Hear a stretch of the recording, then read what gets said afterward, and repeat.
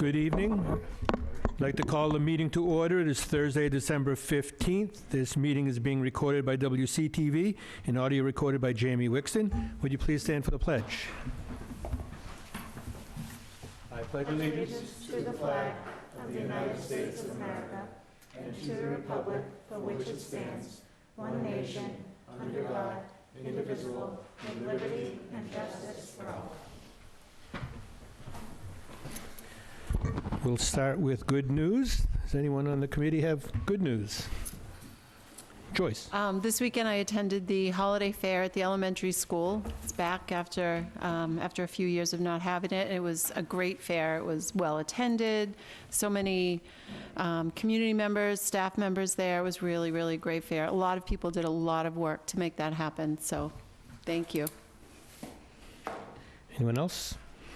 I just want to thank the superintendent and our director of finance for agreeing to meet next week on December 20th with the selectmen at their meeting for a second public hearing.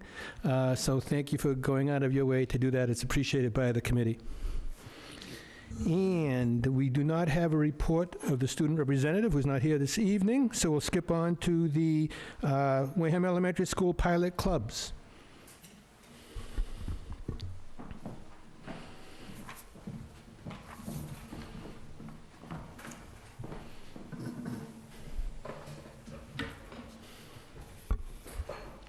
Good evening, school committee, and thank you for having us this evening.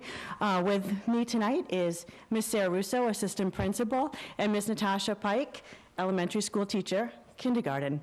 And we would like to present to you two pilot clubs for, you're listening and taking the information in, for Wareham Elementary School. To begin, we will have Ms. Russo speak to the newspaper. Good evening, school committee. We would like to propose a student newspaper. This newspaper would be published monthly. The articles would be written by all of our students, all different grade levels. Each grade level would have a different section of the newspaper. The newspaper would be edited by fourth grade students. They would figure out the format for the newspaper and how to distribute it. We have been working with a reporter here in town, and she's willing to help us with this process. But the idea behind it is for students to be empowered to write and read each other's writing. Any questions for Ms. Russo or myself in this proposed Will this actually club? be a rare paper in print, or will it be online? Well, yeah, we did. We're not quite sure, but there's several formats, and we have spoken to the high school who have a newspaper out, so we know that there's electronic formats. Ideally, and we did speak to Wareham Week about possibly putting the once a month a sleeve in. Wouldn't that be something? So there's a lot of opportunity there. But the idea really is to have students read each other's work, to have fourth graders be able to learn the process of newsprint and to become editors. And we are hoping also for them to have Wareham Week in their hands every week so they can look at, and this is not just for the editors of the newspaper, but for the whole student body of grade 4, for them to be able to read through news articles, understand how newspapers are developed, and go from there. Is this just going to be available for the fourth grade or for the entire elementary school? Our idea behind it is for fourth graders to be the editors, to put it together. However, what our premise is for each grade to have their own section to submit to the editors for publication. April, thank you. So when I love this idea because journalism was what I wanted to do as a job since I was that little. But we had a town newspaper very similar to Wareham Week. And every month our high school newspaper was which got a lot of great feedback from the community. So I love the idea of having an insert or a sleeve, even if it's like a two-sided, piece of paper in the thing. I think that the community will really get to see what the kids are doing. And because we really want to engage them more, especially with town meeting and our budget, I think it would be really great for the town to see what the kids are doing. And I think that that's a wonderful idea. So I hope that it can get inside the Wareham Week so that we can, get more people involved. And one of the journalists, Taylor, and when we had a meeting, Ms. Russo and I had a meeting with Taylor, said she began her profession because of journalism in high school, so she was so excited. It inspired her. Yeah. And so she'd like to give back and help, mentor our students to be able to develop this project. Well, I was the editor of my high school newspaper, so I'd love to help if I All could right. too, so. Fantastic. We'll call you. All right. Jeff? I love the idea. Just two questions. One is, are there any budget implications? Sorry, Kristen, where's I'm on Kristen? budget. No, I will tell you, I have spoken to our finance director, Kristen, and what we've done is looked at clubs that were already budgeted for in prior years from the Unit A contract, including yearbook and honor society, and we are taking that level 1 and putting it back into the budget, which had been there for many years before. So, Removing yearbook, so you remove one and added one? Yes. So the net impact is 0. 0? Yep. Thank you. No wonder Kristen said it was okay. And the second, therefore, are you going to be, by the way, the advisor to the newspaper? No, Not for the she's speak- newspaper. She's speaking for student council. That's our Okay. next So there will be an advisor? endeavor. Yes. Is the advisor responsible, I know it's only fourth grade, up to fourth grade. Will the advisor be responsible for content decisions? Because I don't assume anything with respect to what a fourth grader or perhaps even younger, the topics that they might choose to put into the newspaper. Yes, the editor-in-chief, so to speak, the advisor will be. And we will make sure, it will be a posted advisory position, so we will speak to that on the posting. Okay. But, do you have the ultimate decision in terms of the content? Yes, I suppose I do, since it comes from my building. Yeah. Yeah. I mean, I think virtually all of us believe in Yeah. free speech. Yeah. But there is a point at which Right. free speech, you can't yell fire in a crowded theater, so, maybe we don't want people yelling fire in this fourth grade newspaper. Yes, and my vision is more like a highlights for children's newspaper. Great, good luck. Thank Okay, thank you. Our next proposal is for a second advisory club, and that is student council, and to speak to that is Ms. Pike. Wareham Elementary School is proposing to create a student council made up primarily of grade 4 students, but also having a representative from grade 2 and grade 3 to represent the interests of our student body of our school. The purpose of the WES Student Council would be to report to the principal and student body about proposed ideas for school improvement, as well as to plan activities for the student body. Under adult supervision, the student council will generate ideas, vote to implement the ideas, and plan all aspects of the activity. They would have to submit a written application for their teacher for approval, for nomination, run a campaign, and then we would have a vote. And then they would have to promise, we came up with like a rough draft, to be a good example to other students, inspire others to be their best, always follow the school's code of conduct, be respectful, safe, responsible, share ideas and respect everyone's opinion, promote school spirit, always be kind. And we are kind of hoping to have it align with the district's strategic plan, with giving students choice and voice, getting involved in the community, giving back to the community. That would be the community engagement piece. And then there would also be the social emotional component. Questions? April? Would you be able to have say student council members from the middle school and the high school and kind of have almost like a collective of all of them, or have the students from the high school as mentors for the younger student council members and things like that? Yeah, I think that's a great idea, Or Ms. have a Rossi. once a year student council symposium of all the schools together so that the little kids and the older kids can all kind of get together? That would be wonderful. Yes, I'd be that open would be to that. great.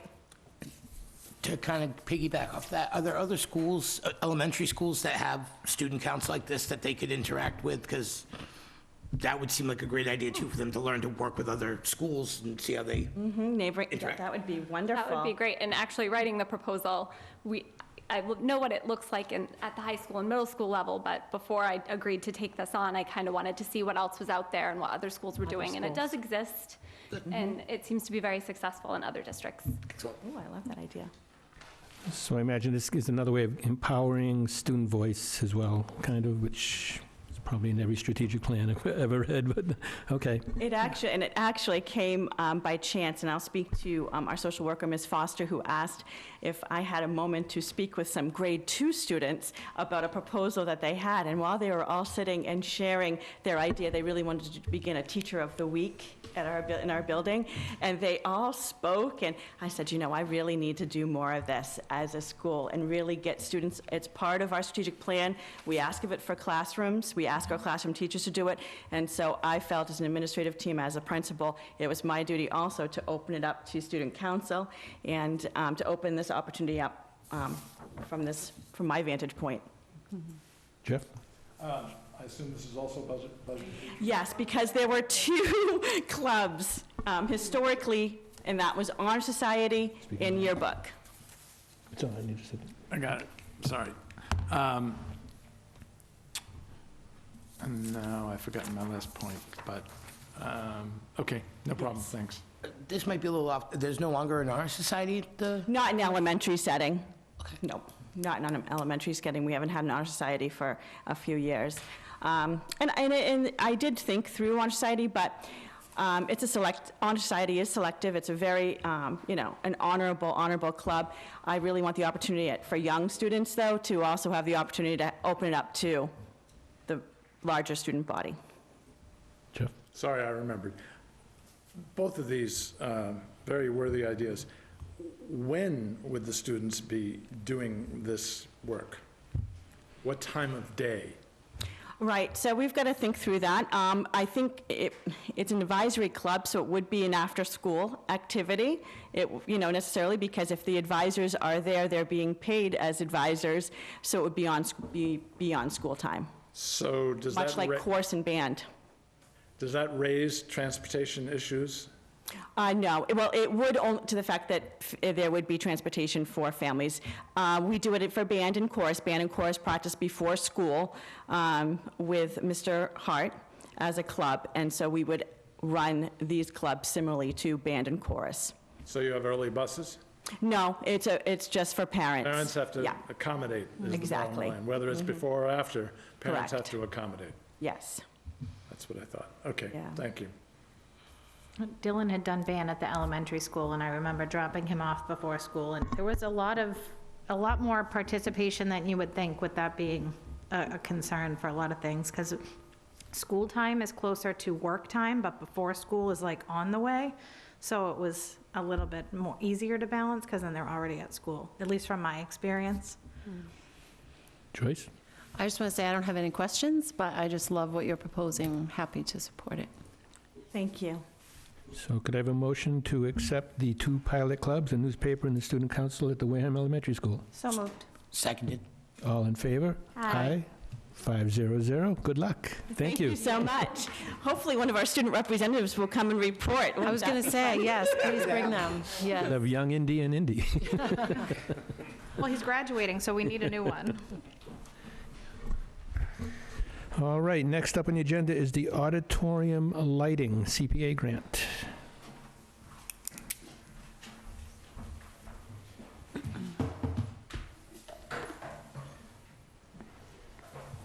Thank you for having me tonight. Mr. Roth unfortunately could not be here. He is our music teacher, and he's the one really driving this. And so he is requesting that the school committee vote to support his potential application for CPC funding to do 3 things in the auditorium. And we feel this will impact not just Wareham High School, but the community in a very positive way. So the first is the lighting. So we have 16 fixtures in the auditorium, where if you've been to one of the town meetings in there, you'll realize they do not illuminate the auditorium very well, to the point where they moved town meeting this year to the elementary school for that very reason. So that's one phase of the lighting, is to replace those, make them fully illuminate so that we can actually read an agenda or read a report, and also make sure it's safe in the auditorium for the community and the school to use the auditorium when needed. We also wanted to take a look at the stage lighting. This is also an area that needs to be revamped. The lighting in there is almost 35 years of age, and it is outdated, and in many cases, we can't even get parts for the lighting. So those are kind of the two lighting pieces. Next, we would like to look at replacing the curtains, more importantly, the rigging, which is starting to deteriorate, and I'm fearful that some of the lighting components that are tied into the rigging and the curtain could at some point in time fall down. So we need to replace the curtains and the rigging. So that's kind of the second phase. And then the third phase would be the changing out the sound system. I was with Dr. Cliff Sylvia last night, and he said to me, the sound system didn't work the first day we opened the school, and it hasn't worked since then. So there's obviously some work to be done there. We feel that it would be an important project for the community to support.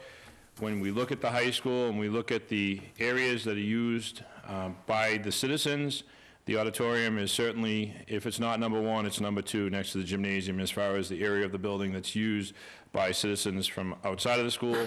I can tell you during the school day, it is used multiple times a day, during the day, whether it be through the music program, all afternoon through drama. They just had their play this past weekend, and they're in there some weeks, 30 hours a week preparing for the play or the musical in the spring.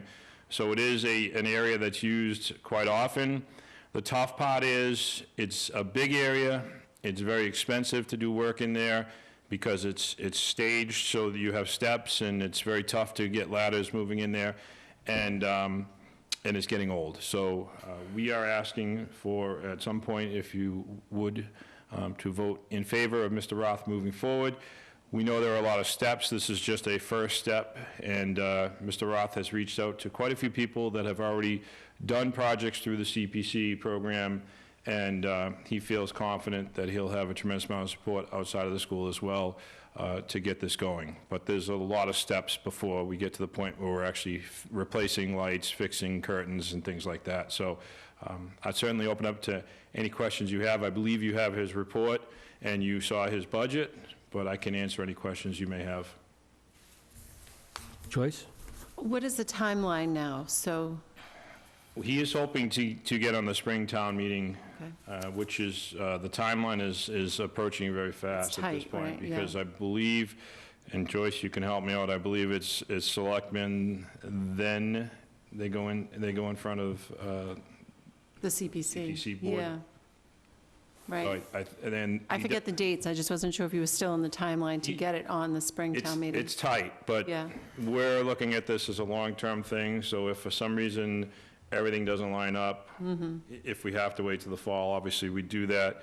He's hoping that everything falls in alignment and we could actually do the work over the summer, which obviously it's optimal to do work in a school during the summer versus to potentially try and do it over the winter, or maybe even have to wait another whole year. But we've been living with this for quite some time, so if it takes a few more months, it's definitely not the end of the world. No, I think it's a great project, and the town has been very supportive in the past with projects having to do with the school and the community, and this one, like you said, definitely will impact the community as well, so. Thank you. April? Yeah, just, I think anyone that's been to town meeting and had the frustration of the lights and the, the darkness and not being able to read the paperwork and things will definitely appreciate that it needs to be done, and I know that the drama department does a lot, so I think it's definitely, and especially with the possibility of things falling from the stage, I've had that happen. Oh, wow. At my high school. During band, a piece of staging fell on, and I got a concussion from it when I was in high school, so I know firsthand that it can happen. So I hope that, people take that it is a community asset for so many reasons, and that they think of that when they're putting this ahead. Thank you. I was just gonna say, you remember me, I did drama, choir, band, all of it, and I love that auditorium, and I imagine not a thing has changed since I've been there, so yeah, I can imagine that. I'm not gonna say what year I graduated, but I know that stuff's probably the same equipment. It's Yep, so it's, yeah, probably definitely time for this. And it would also open it up for the school to be able to be used for more community events. I mean, I know we have the new elementary school and, we want to use that, the new toy, but the auditorium was I loved the amount of seating, everything like that. It's a really good performance space. And I mean, if we can get proper equipment in there to make sure that, the drama club, the band, the choir, all these are kind of surging back up. I know the numbers have waned over the years. And like, I remember 10 years ago, there was like 5 people in the band. And I think it was last night or the night before was Wednesday night, correct, last night? Yeah, last night was and to see that there was a band again was just awesome. I was so thrilled to see the numbers back up to where they should be, and if we had a good facility for them to use, I think it would only encourage more kids to use it, so I think you know where I stand on this. I knew you'd stand. Jeff? 2 questions. The total is a big number. Is there an obvious Plan B, which is to say, if they said we could handle X and not Y, is there a Plan B that says, okay, the priority for this is, Well, it's definitely the order I presented it. Okay. The top priority, and it's all based on safety, the first 2 are safety. So the top priority would be absolutely the lighting. Someone's gonna fall in there based on the lighting we currently have. And then from there, it would be the curtains and the rigging, and obviously the sound would be the first thing we take off, because we can always bring speakers, bring sound systems. You can't, although they have portable lights in there right now, you really can't bring portable lights in an auditorium. actually 3 questions now that I think about it. Do you have any idea, because I'm assuming everything in there, the lighting, is old. Do you have any idea how much it costs to run the lighting as compared to if you put LEDs in there? We did figure on an hourly rate that we would be using for the electricity in the general, they call them the house lights. You like that, Brennan? That they actually had a price on those, but we retrofitted them a while back with LEDs? LEDs, Okay. so it's a lot lower than that. But the problem is, we could only get, could be so strong, and they would only allow for so many foot candles on these LEDs, so it's not a well-lit auditorium the way it should be in a safe auditorium. And perhaps most importantly, what segment of the CPC funds are you pulling from for this project? I'm not sure on that. Because, I believe it's through the community portion is what we're looking at. But okay, I'm not. does anybody know the answer to that question? Because that's a good it's question. not historical. Okay, I see what you're saying. It's not recreation. I was just wondering what piece of CPC this would be coming from and what their current balance is in that account. That would be interesting to know. Right. It may qualify as recreation. Yeah, wouldn't it, with all performances, band? I'm not sure, but I would think, or for town meeting, I mean, I don't, because the town meeting has historically used the high school more than any other building. I'm hoping know it if qualifies for multiple Right. areas. But I was just wondering if we've done any research that would tell us, they got $500,000 in this segment, and that's where we're going, to take it from. Right, we're hoping for guidance when we get to that next level. Okay. Through the CPC, but I will tell you that, when I first became principal, that auditorium was used a lot. We had outside people using it all the time. We had all kinds of dance studios using it, and unfortunately, because everything deteriorated, they haven't been wanting to come in. And, it does generate some revenue for the district when you can rent those areas out. Currently, do you have any capacity for video? I'm not sure. If you wanted to show a movie, Oh, okay. do you have the capacity to do that? We have, yes, we definitely have the capacity, but Did it it- wouldn't be like a movie theater experience. Experience. It's But not we- IMAX. No. But we have, when we have, like tonight, there's a banquet in there, they're gonna have a video in there, they're gonna show on the screen. I believe I think it's soccer is in there, or volleyball, one of the two are in there tonight. I'm just saying, as long as you're going for it, you may want to have because frankly, the elementary school has it. Right. They did Polar Express years ago. The Right. PTA put it on, and the kids came, they had a projector on the screen, and they showed the Polar Express movie, and it had all the kids show up in pajamas, and it was really adorable. But they did do it in the high school auditorium, but that was a few years ago. Yeah, so I think May it was wanna pre-pandemic, if I remember correctly. Oh, way pre, You may want because to Bill take a was look little. and see if that could be relatively inexpensively added, so that you not only improve the sound system, but also the video system associated with it. We tried to streamline it, so we were just looking at those 3 areas, because we were hoping if there were little nickel and dime things, maybe we could absorb that in our budget. Just, because we Justify. anticipate some of those things are going to come up, and I'm sure we don't know where they stand as far as what they have in their funding at this point. So we Good luck. figured some of the nickel and dime stuff we can take care of. So if this makes it to town meeting, could we just move that meeting in the auditorium for them? Show and tell. Get a quick, easy vote. My second question is, the presentation, the project description, is that going to anyone besides us, or is that what's going out to other people? No, this is just for you. We're still, Oh, it's still okay. a draft format. We just wanted to kind of give you some information. This is just really a draft at this point in time. We're going to clean it up a little bit more. We wanted to see, get some input from you folks and kind of, streamline a little bit more. All right, we'll talk about that afterwards. Great, thanks. Thank you. Any other questions? Do I have a motion to accept this auditorium lighting as a part of the Community Preservation Act? Do we just have our approval going forward? So moved. Second. All in favor? Aye. Opposed?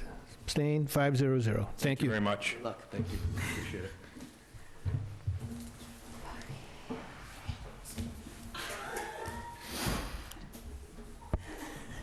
Next up, we have driver education.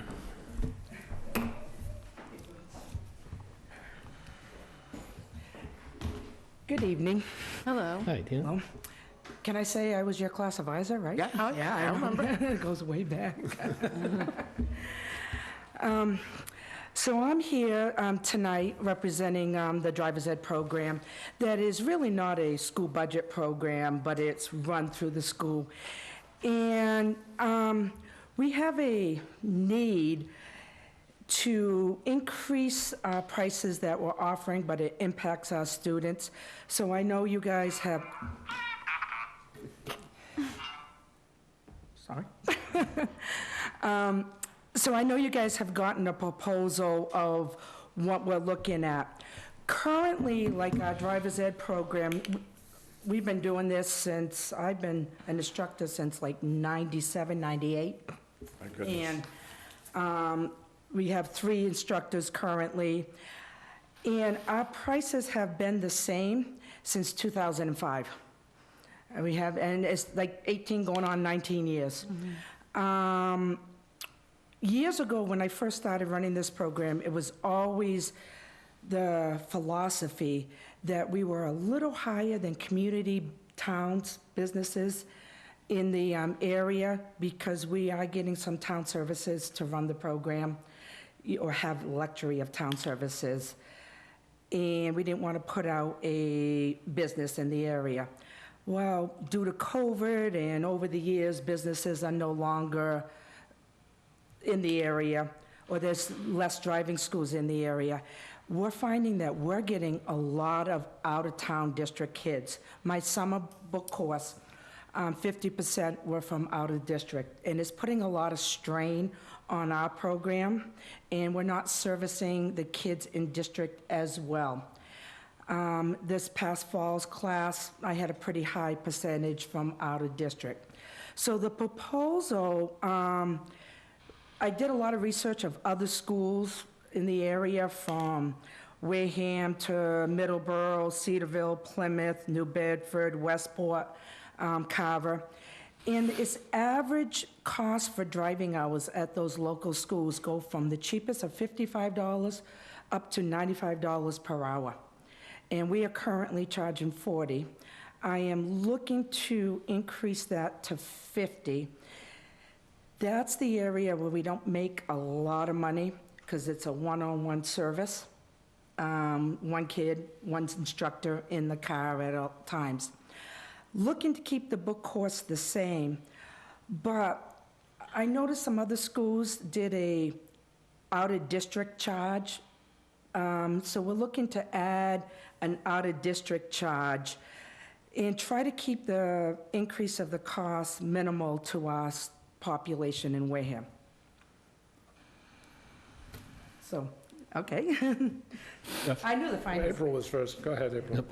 So my son probably most recently got his license, not through Wareham because of the pandemic, and the cost was more than what this is proposing.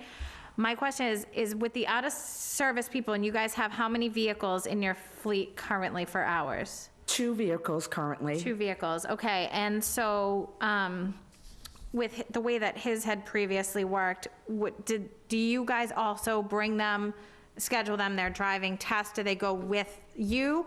Or is that, and was that something that can be like an à la carte service? Like, because that's how it was for his driving school? It's somewhat an à la carte service for us. We do a lousy job with it, and because all my instructors have to be teachers, and we're at school, so he's not going to let me leave to go take your son for a driving class and have a coverage for that. So that's one of the services that we don't do really well, is doing the road test. We do it à la carte. It's been $150, and the kids have to call the registry, get a 4 o'clock appointment, so you know how to deal with the registry, get a 4 o'clock appointment, give us a 2-week notice, and we do that as an à la carte service. So this particular, and I'm just, in case this is something that would be beneficial to you, the school itself made the appointment at the registry and brought multiple kids because they were able to use their vehicle, and they just did them like Right. boom, boom, boom, That after the is other. a service that we also we're not able to do. We could. We need 20 kids at Okay. that one time, because when they do it. And because of the way we service them, like your son, let's say if we just did a round, and then he would have to wait like 4 months for us to gain up 20 kids. Gotcha. And you know how anxious your son was when Oh, he was yeah. done. They're not going to want to wait that long. Okay, I understand. I was just asking, No, because that's the questions that, but Yeah. I think cost-wise, this looks completely reasonable because it's less than what it was for him being out of district, so. Jeff? So you said you opened with the fact that this has nothing to do with the school budget, correct? Right, this is all self-funded. Okay, so who gets the money? Where does I need to follow the money. All the money. It goes in a revolving account, and Whose revolving account? the schools, So it is in this, okay. Yeah. So there is a revolving account specifically for this service that we're Service. providing? right. Okay. And we pay all instructors, and every so many years, we're going to have to go out and purchase a new vehicle. So we're at a point right now, I think we got about $27,000 in the account right now. But I also have probably 60 hours of services I need to provide. So, to the kids, because they prepay for hours or the book course, and we're starting a book course up. So we probably have about just under 20 to potentially go out and get another vehicle. And in a few years, we're going to have to build that up, so we can keep our fleet active. So I'm sorry for the nitpicky, Yeah, but every time there's money involved.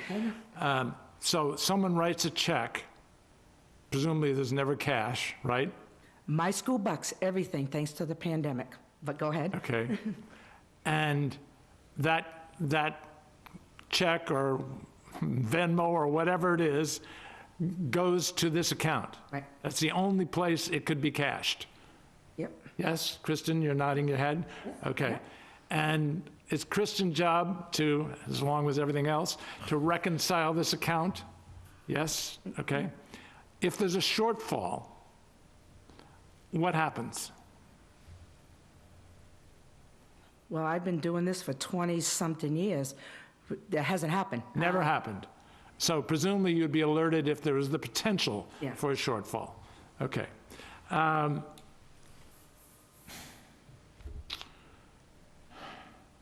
Okay.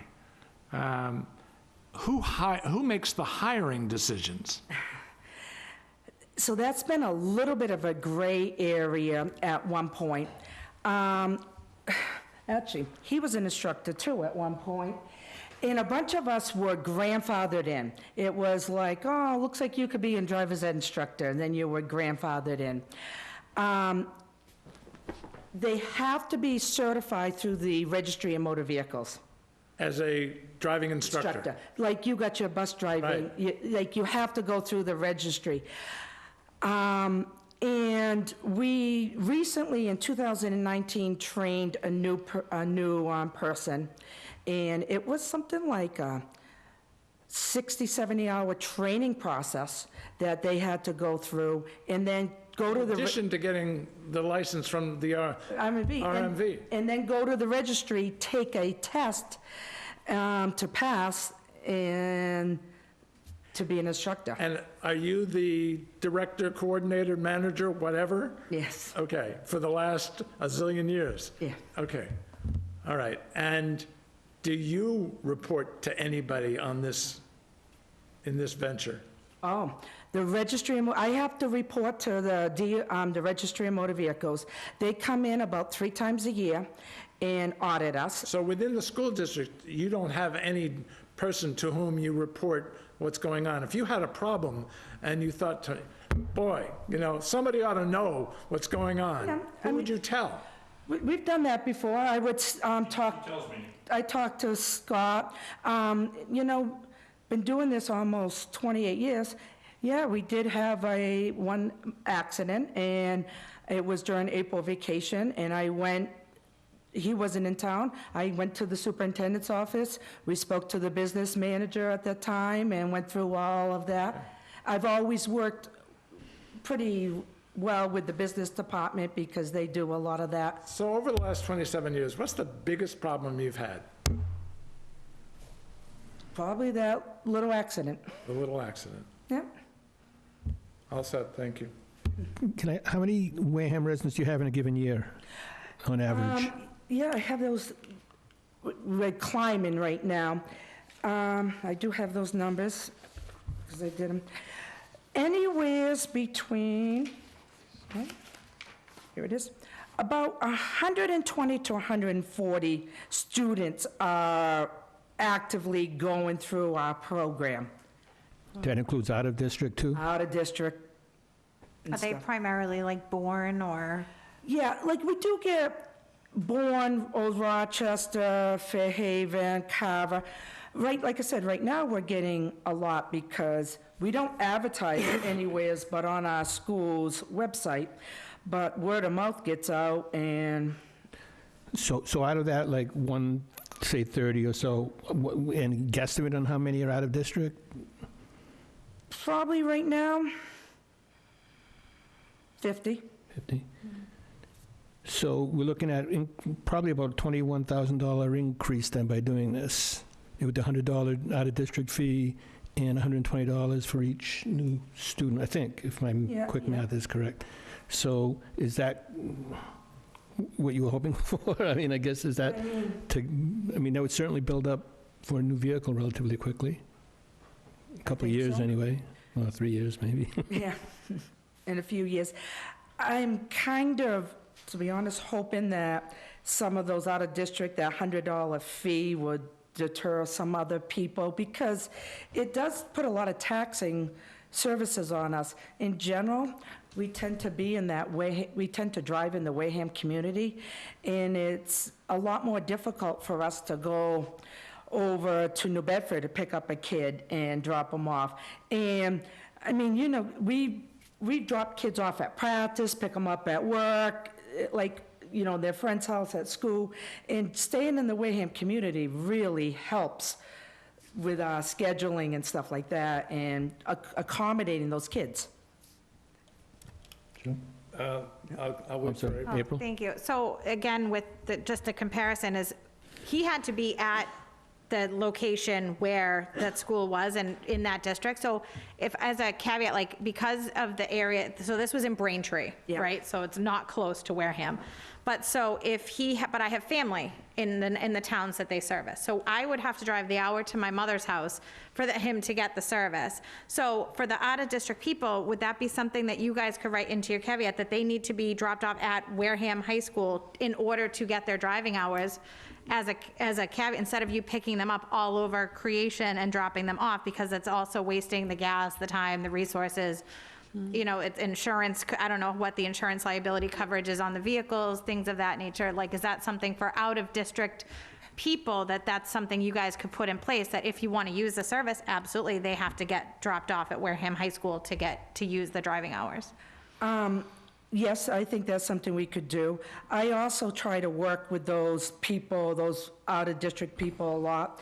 And if you were willing to meet us here, I can get you a driving hour like next week instead of like 3 weeks out, because I have that opening and it's a little bit more convenient.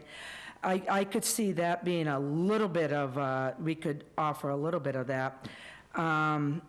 Or within a XYZ mile radius. Outside of that radius, it would be like an additional $100 charge if you Well, I wanted mean, if that you were hour. looking to cut down. Or if you were looking to cut down or increase revenue, because you could charge additionally as like another Mm-hmm. à la carte service for that, for out-of-district. Out-of-district.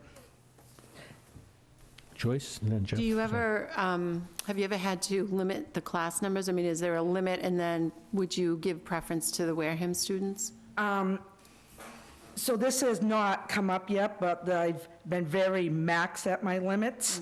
At about like 30 kids in a class, there's only so much, you want Right. to effectively do it. I've never had that issue I've had to limit the class a couple times, but that usually works, that the kid can join the next class. We run like 4 or 5 classes a year. But I would see that would be a good way too, is if you had to limit dual priority of Wareham students. And I think Wareham students, even Upper Cape students, because they're Right, stay in students. this area, exactly, yes, yeah. Jeff? So, I just don't remember. Is your position and the position of your drivers, your instructors, are these all in the Unit A contract? Nope. So who determines how much you get paid? Good question. Business manager, I guess, because that's where it's fell in the past. They're not all in Unit Huh? A? All drivers are No, what? There's nothing in the contract. No, but they're in Unit Oh, they're in Unit A. But it's not referenced in the contract. No, So, Kristen, you're in charge. Congratulations. Okay. because, like, she's the one that will ultimately sign off on the pay slips. Yeah, well, I hope you haven't been paid the same for the last 27 years. Close? Okay, and I'm amazed I knew nothing about this all these years. The only reason I even know is because within 2 years, Dylan got his license. So if you have a vacancy, how do you post that? Is it word of mouth or is it posted? I think that's something, because I could use another instructor. In the past, we've done word of mouth, and then we've never really posted. But I'm not opposed to posting, but they need to go through all the requirements to become a certified driver's ed instructor. So what is the rate for an instructor? Well, right now it's 32 an hour. You want to be one? No, thank You're you. retired. No, I'm good, thanks. April? So you said that a lot of area schools have since gone under because of the pandemic and things like that. Is that something that you could reach out to either like some of their, like, say, former social media or website pages to see if those are instructors that clearly are already certified through the Registry of Motor Vehicles that would be able to take on a part-time position in this realm? Or is that something that you want to keep it in district? So there's a gray area here because we were all grandfathered in. And at one point in 2002, the registry and the Department of Ed got together and grandfathered, most schools do not offer driver's ed programs anymore. Really? Right. And they got together, grandfathered all of our instructors, and basically got it out of DESI and said, you got to follow the Registry of Motor Vehicles requirements. The Registry of Motor Vehicles basically said, if you're going to be a sole proprietor of a school, you're a teacher first So they have to be a teacher? in our district, which is somewhat nice too, because we go through all the query systems and the background checks, which they also have to do for a registry, but I can assure that it's pretty safe for our students in that. And then one of the other benefits that we have is we really only deal with youth. So maybe where your son went, was there a 35-year-old sitting next to him? No, it was all students. But Yeah. I can limit it to the youth population. So with an outside, like hypothetical outside driver, like to get around, like not trying to get around, but like hypothetically, they subbed at one of the schools one day a week or twice a month, that would qualify them as an employee of the district and they'd be able to do an instructor? Licensed teacher, too. They Okay. have to have a license. I'm just trying to get Yeah, no, clarification, so. That's one it was, they had to be a The licensed. registry saying it has to be a Yeah. licensed teacher? Okay. to- And just one last question, who do the students write the check to when they write the check? Everything's through My School Bucks. No, but who's, like, to Wareham Public Schools? Yeah, I guess, To Wareham Driver's Ed, what's it? Online, a credit card. yeah. I think that's generally what it is. Okay, My school bucks is how they do the class dues, it's how they do Yep. the Right, lunch but- when we had it. okay. Before I had that, they were writing checks or taking cash, and we were giving receipts, and writing checks to Wareham High School. To Wareham High School. Before, or no, Wareham Driver's Ed before. But then, huh? Long time ago. But I will say, one of the push at one point was, they wanted to get like athletics and dues and driver's ed all on My School Bucks. And one of the benefits of the pandemic was I went through the training in January and February, just before the pandemic hit. And we were the first, driver's ed was the first program for our district online, for online payment. And then when the pandemic hit and everybody was afraid of exchanging money, it made it really easy for me to transfer everyone. Nope, that's the only payment I can accept. And no one was really arguing with that point, too. So that was a helpful thing for us. Okay, April? and I then just have one more question. So, given obviously, the increase in price, are there any circumstances in which you guys have done any sort of like subsidy or scholarship or financial assistance for students if their families are if there is like a specific circumstance, just given the overall demographic of the area? No, I haven't. I think it becomes a scary area to open up that can of worms. And it's not a requirement for anyone to do it, and it ends up being, like, not everyone does a driver's ed program. Okay, thank you. Jeff? So I'd like to make a motion, but I just want to, I'm making the assumption that you wouldn't be here if you didn't approve of this proposal. That's correct. Tina and I met a while ago, and we went through all this and talked about the raise, and that's where we wanted to allow the in-town students to have that discount. I'm not arguing the Yes. merits, I just want to Right, make. yes, so yes, we Yes. have had this conversation. Okay, and Kristen, yes, okay, so I move approval. Do I have a second? Second. Any more Actually, discussion? I just have a small ahead, question, since Brennan. I'm not sure. My son turns 16 next week. I'll talk to Can I Jacob. vote on this, or is it like a conflict? I'm basically voting for or against a rate that I'm about to use, so I just don't know if I should abstain or... I don't see it as a conflict of interest, but you can Okay, abstain if you feel like the need to, Well, I'm but I just saying, don't. I'm not sure, I don't know, because... Okay. All right, Too many other people involved. we're ready to go. That's all I wanted to know. So we have first and second, all in favor? Aye. Aye, opposed, abstain? 500. Jeff, I think. Or did I? No, I Jeff made the seconded. motion. I second it, yep. Joyce seconded, okay. Thank you, folks. Thanks, Thank Tina. you. You'll be seeing my son soon. You're not allowed to retire, by the way. Ever. Without a succession Wait a minute, plan. wait a minute, I got your son coming.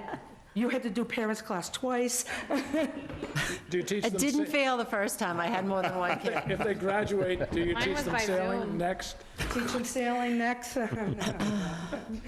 Yeah, I want to say, I think I pretty much have driven most, yeah.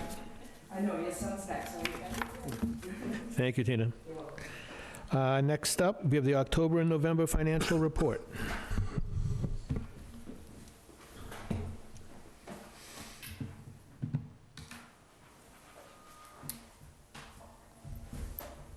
Good evening. In your packet, you have both the October and November financial report.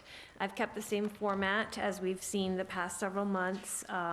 You have a summary of the DESI major sections of the budget as to the expenditures, and you also have the line item budget, in addition to a chart that just shows how much we've expended in each Department of Ed category. I can certainly take any questions. I have just a few general statements. We've been concentrating a lot on next year's budget, but also starting to really look at line by line this year's budget. So I can tell you that there are some accounts that we are really going to be watching. The first one is substitutes. I know we went over last year on that, and we were fortunate to get some funding from the Department of Ed, a one-time grant that was used to subsidize the substitute accounts. I haven't seen anything for that yet this year, but looking at the payroll expenditure so far, we are a third of the way through, but half of the way expended. So I would expect that those sub-lines will be in deficit as a whole. What we've done is taken a look at them for the next budget, for the FY24 budget, and I'm sure you've seen that those lines were increased. Hopefully this issue won't come up next year or to this extent, so that's one thing. One of the other lines that we're looking at, we've talked about also during the budget process, is home tutoring, home and hospital tutoring. So we have encumbered funds for the services that we know that we have, that we will be providing, or the companies that we have contracts with. However, left in those accounts for anything that might pop up outside of that is very low. So that's something that we need to watch. Certainly, we've talked about utilities, mainly electricity at the elementary school.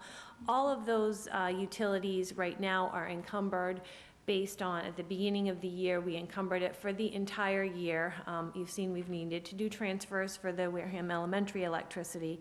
So what we'll do is we'll take a look now that we are about 4 or 5 months in with our invoices, see how they look towards our purchase orders. So that's something that we need to start taking a look at.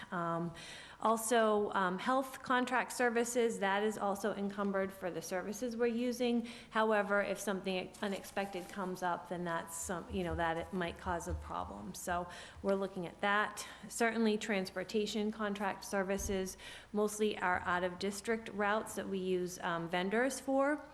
We have all of our students that are on vendor transportation for out-of-district. They are encumbered, so that means that those funds are saved in the budget. If anyone new comes in, right now we do have some circuit breaker money that's left that we've received for transportation, but not a lot.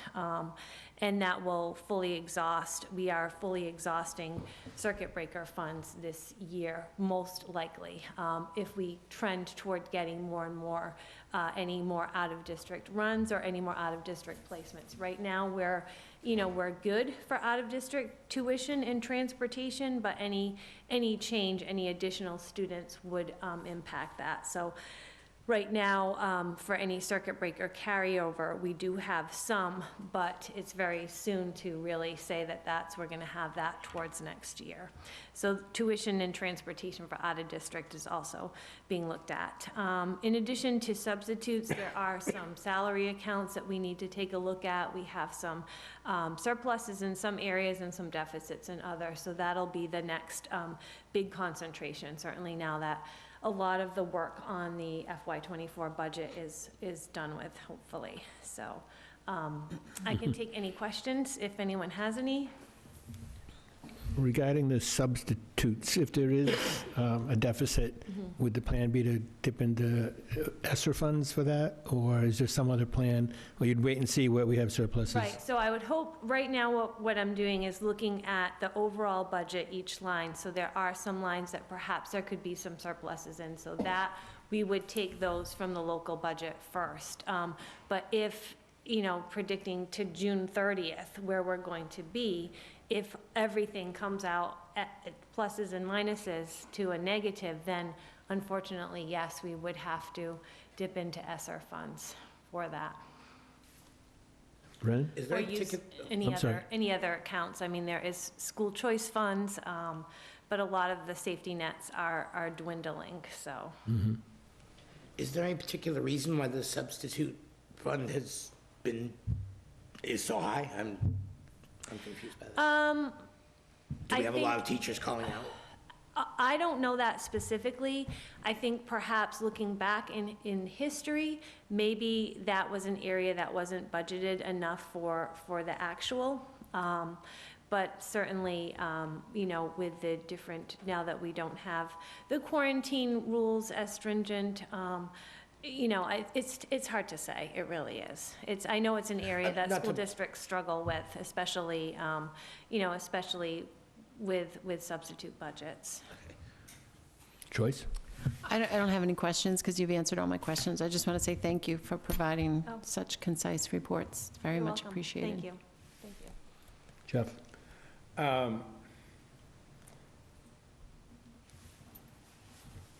Encumbered. You encumber way into the future. How often does an encumbrance get reversed to some degree? It really depends. I can give you an But it example. can happen. Yes, it can happen. I can give you an example that just happened this week. So we encumber for students that are on transportation. They come from another community and they have transportation. They are no longer attending school, or we are no longer responsible for them. So at the start of the year, the transportation department looks for a vendor, gets quotes if needed, and says, okay, this student is going to cost, $200 a day for 180 days, and they'll encumber that, and they'll tell me, and we'll do a purchase order and encumber the entire school year's worth. Well, this week we found out that those students that were on one of the transportation vehicles no longer are attending. So I know that we're running short on those funds, so I said, hey, let's close that purchase order, and that way, we know we're not going to need it for those students, but we know there's other students that we will need it for. So that's an example. So is it fair to say that an encumbrance is almost a worst-case scenario? I think, yes, in this case, yes, because it's very good that that's done this way. I was surprised when I came here that so many things were on purchase orders and encumbered. That hadn't been my experience in the past, but because of the way the financial system works, it is critical to have everything encumbered, because you don't see the expenditure happen until it goes through the entire, if our office enters a payment, you don't see that as expended until it goes several weeks through the process.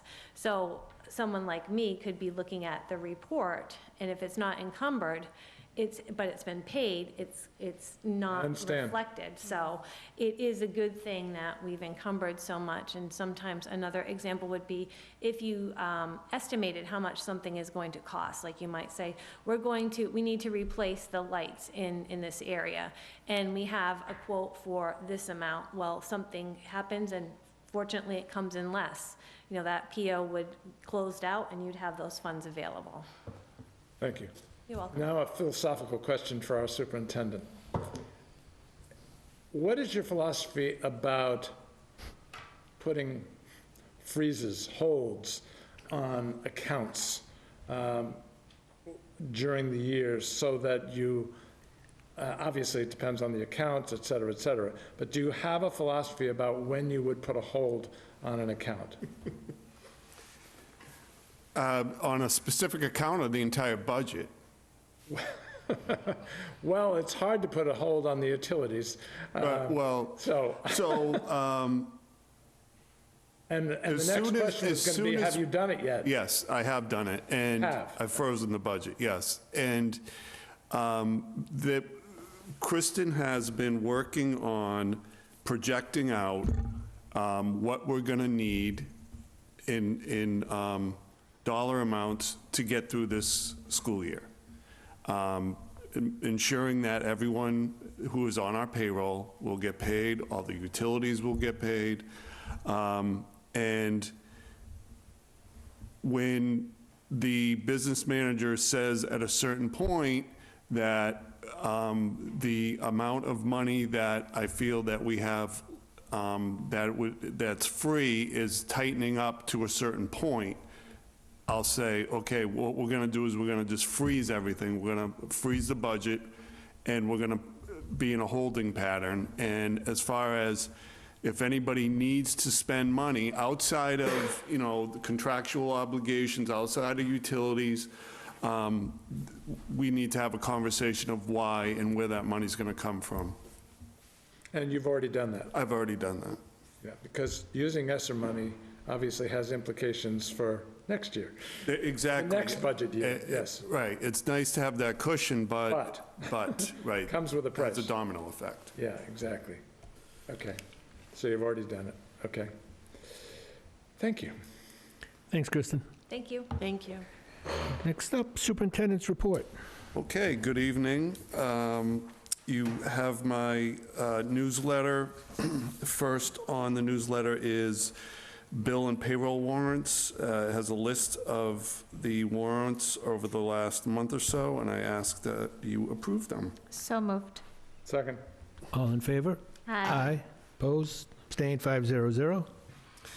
Thank you. I also have a gift from Noah Young, 2 gifts of $75 each, $75 to the Wareham Elementary School Music Department and $75 to the Wareham Middle School Drama Club. So thank you to Noah Young for stepping up and supporting these groups. Amen. And I ask you that you accept those gifts. So moved. Seconded. Guess Brennan got it first, I guess. All in favor? Aye. Aye. Opposed? Abstained? 500. Thank you. Oh, do I have 2 more gifts? I have 2 more gifts, hold on. Yes, we have gloves from Kristen Willard to the Giving Tree at the Wareham Middle School. And we have 1 desk, 2 vertical files, and 3 cubicles from Legacy Insurance of Wareham to the Wareham High School. What kind of gloves are they? Are they medical gloves, for example, or are they I think winter they're gloves? winter gloves, yes. Thank you. They have a tree inside the school where people who need them can take them and bring them home. Very nice. Do we have a motion to accept those 2 gifts? So moved. Second. All in favor? Aye. Opposed? Abstained? 500. Thank you, that's all I have for my report. Okay, so next up, we have the FY24 budget vote. And budget discussions. So, Well, Dr. sure, so DeAndrea. I'd like to just give add a little color before you vote here. So at the public hearing, Kristen Flynn and I presented a level service budget. Kristen and I are both new to this budget, and Kristen has done a tremendous amount of work looking at all of these lines, determining exactly how much money should be there, what it was intended to be spent on, And I feel that we have both learned this budget very well, and the budget now is more accurate and more transparent, the one that we're putting together for FY '24. Some of the things that the adjustments we had to make was that $350,000 that has been promised that the school district would pay over to the town for health insurance. Kristen went through an exercise, zero-based budgeting, the payroll lines to make sure that each of the lines is properly funded for the correct salaries for our staff, and also for tuitions. She's applied assumptions that we've already talked about, but it includes the 14% increase for private tuitions and an increase in, inflationary costs, and done some forecasting based on previous years, specifically substitute lines, and making sure that we have enough money in substitute lines that we need. Much of this was complicated due to the pandemic because budget spending was all over the place. It was also complicated because this district has gone through a number of different school business administrators. Putting this all together, the end result was a 7.5% budget increase. The towns, or at least at the public hearing, the FinCom made it very clear to me that they do not feel they could support that increase. My discussions with the principals, my observations so far in this district is we have what we need now to support our students. And as Mr. Sweat said at the public hearing, it's a balance. We want to hear the town. I want to hear the town, and I, of course, want to support the school district.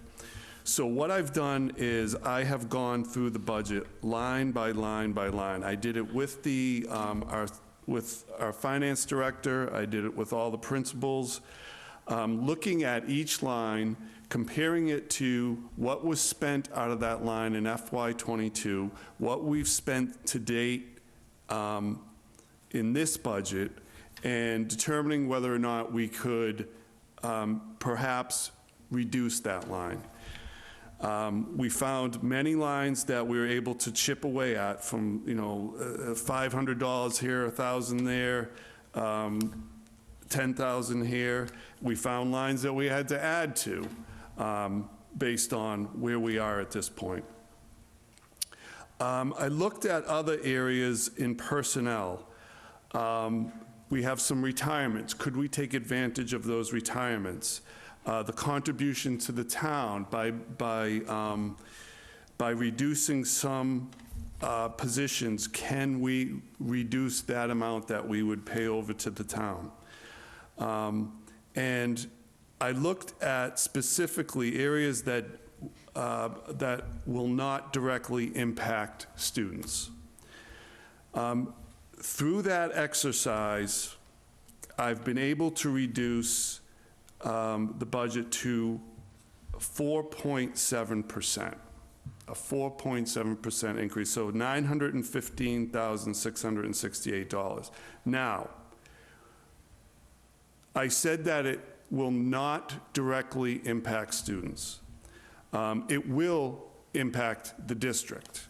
Certainly, any position that I cut, this person has responsibilities, they're doing a lot of work, and either that work will not get done or someone else will have to pick it up. So to say that it's not directly impacting students, it's not directly impacting students, but it is impacting the district. So, all that being said, if the committee supports the 4.7% increase, I feel I can do that, not directly impacting students. Anything more than that will directly impact students. I think that is the most that I'd be able to go without directly impacts students. So I wanted to share that with you. Yeah, I believe that you received a little bit of an outline in your packet that showed what that would look like. It would be a 1.4, almost a $1.5 million increase. All said and done, if we would go with it, it's 4.67. So I'm happy to answer any questions. Kristen's here to answer any questions. But that's where we are. Brennan? And maybe maybe I didn't get the right paper or whatever. It says that you took $928,179 out. Where did you, where did you change? I mean, There was, like I said, I went through the budget line by line. I hit a lot of areas that I could chip away at.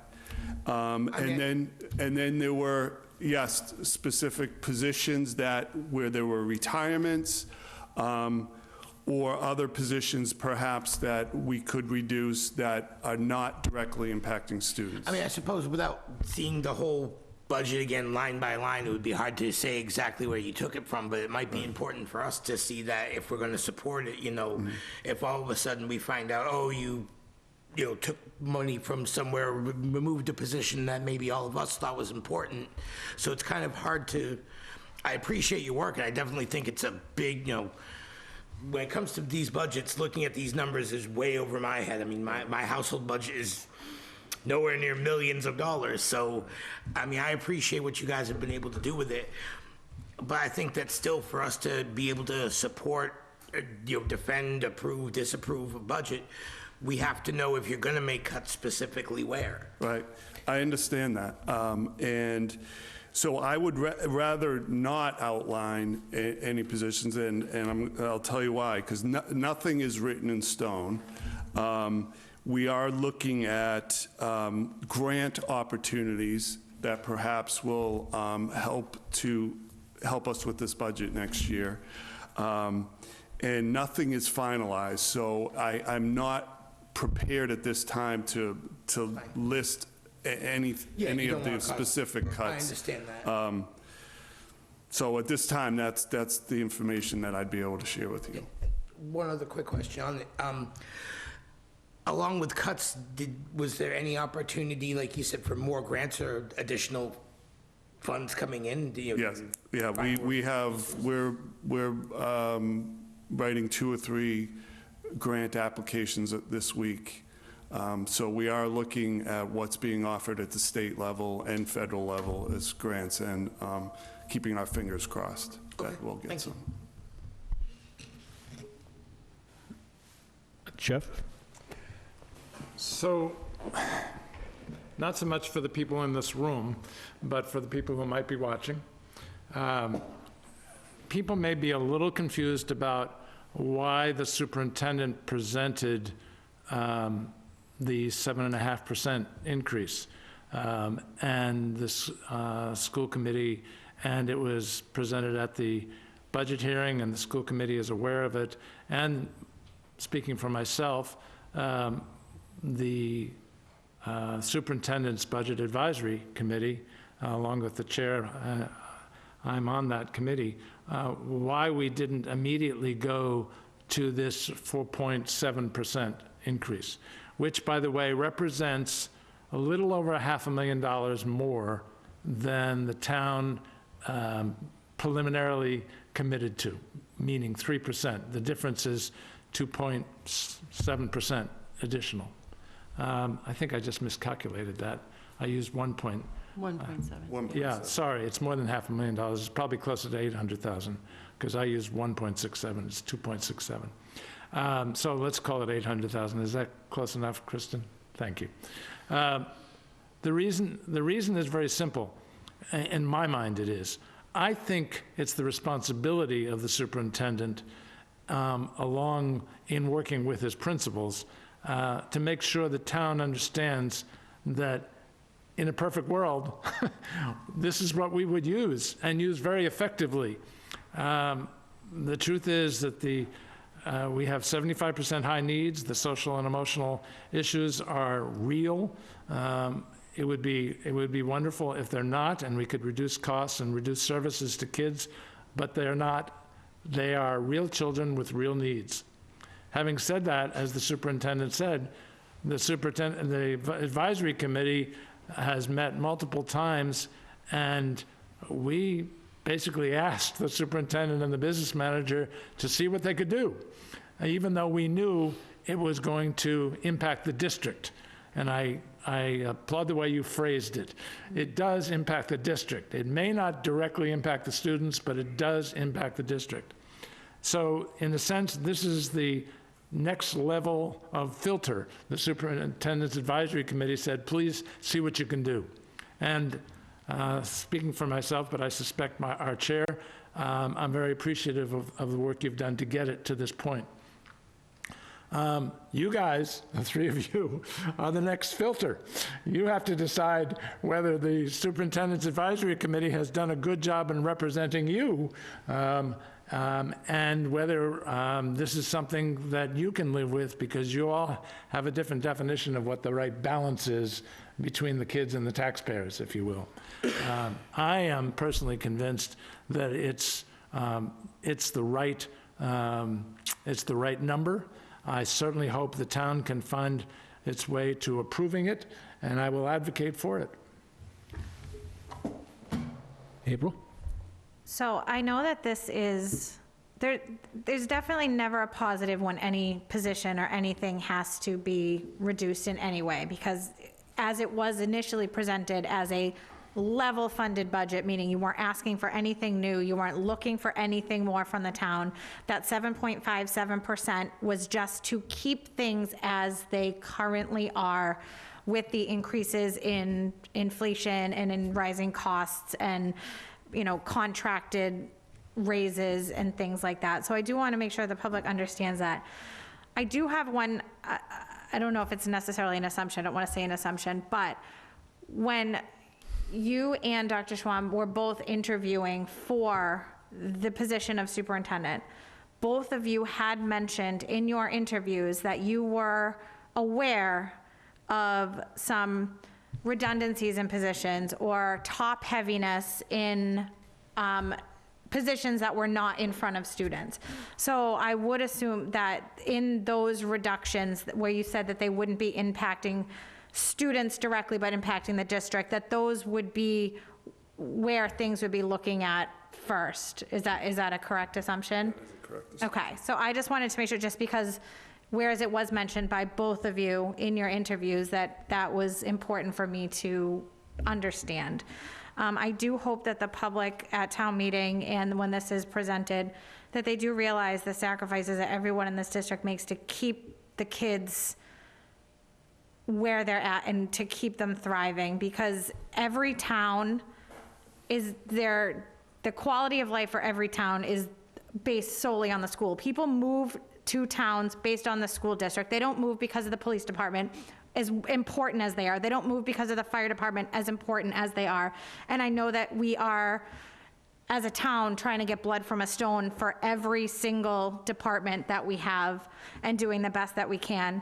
But when we want the best for the town, we want our kids to be first. That's why I ran for this, is the kids are my number one, more than any other option, is keeping the teachers in front of the kids, the dedication that they have more than anything else. So I hope that the town understands that it is the school that drives everything else that we have when they come to town meeting. So thank you. I know that it's hard losing any position and having the idea that anybody might, either whether it's a retirement or whatever it may be, that they may no longer be a part of the district is very foreboding. So I know it's not an easy task.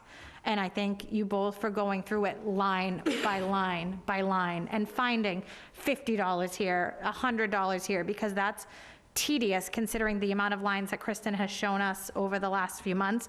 And both of you coming in from and picking up where other people had left off and having no direction. So I just want to say thank you, and I hope that the town really rallies behind the school, because that's the backbone of the entire community. So thank you. Mr. Chair, can I correct myself? I think I was right the first time. It sounded too low, but the difference between 4.67 and 3 is 1.67. And if I take 1.67% against the 32 million, which is the number for this year's budget, the one we're working on, living with today, that is 530,000 approximately. So it's not 800,000, folks, it's 530,000. I think it was important to correct myself. We just saved $300,000. Thank you, Mr. Joyce? So I just want to say that, I think that you all did a very good job of explaining at the public hearing, making it very clear to the Finance Committee, the town administrator, and the selectmen that were there, that, what you were trying to accomplish was, like you said, just keeping what we already have. So the work that you two and the superintendent have done since then to bring that number closer, to what we're hoping that the town will approve, I appreciate that, and I have all confidence in what you've done. So thank you. Thank you. Okay, any other discussion? So I believe we have to break this up into vote for net, non-net, and then the total proposed budget. So we'll start with net spending. Do I have a motion to approve $30,689,307, $30,689,307? So moved. Second. All in favor? Aye. Opposed? Abstain? Aye. So 411, and that is for reasons of potential conflict of interest that I have to abstain from that part of the voting. And now we go to the non-net. Do I have a motion to approve $2,821,002? So moved. Second. All in favor? Aye. Opposed? Abstained? 500 on that one. And finally, for the overall proposed budget of $33,510,309, do I have a motion to approve? So moved. Seconded. All in favor? Aye. Aye. 500. I think I can be in the total one, yes. Dr. Sylvia always was. Thank you, and if I'm not, I will correct it at the next meeting. It's I know. parenthetically, the conflict is contractually obligated. It's not like you have any impact on the contract. No, plus it's only my brother. We move now to the bus driver contract vote. So we met earlier in executive session tonight to review the contract. And do I have a motion to approve the bus driver's contract for the So next 3 moved. years? Seconded. All in favor? Aye. Aye. I thought you... Oh, I'm sorry.